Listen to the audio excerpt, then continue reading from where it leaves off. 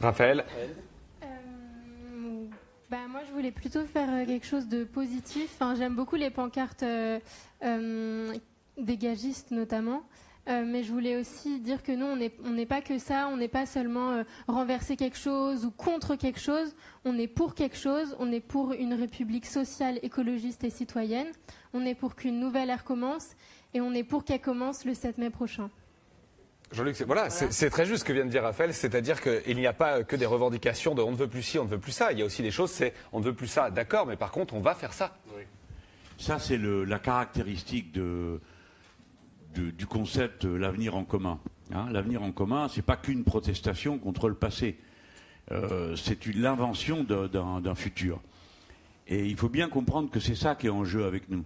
C'est pas 4 méchantes feuilles de papier avec 3-4 mesures pour caresser le sens du poil tel ou tel groupe ou mentir effrontément comme le font certains.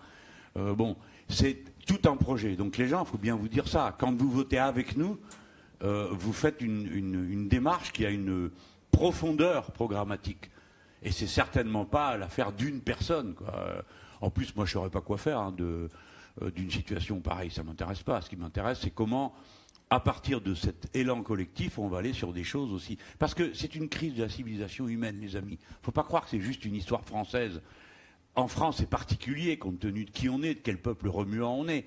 Mais c'est le monde entier qui est confronté au même problème. Chacun pour soi ou tous ensemble. On continue ce mode fou de gestion de la vie, de la nature, de la société, des êtres humains, où on passe à autre chose. Et donc, moi, je partage ton point de vue. C'est cette idée positive qu'on doit d'abord mettre en avant. Un autre futur est possible.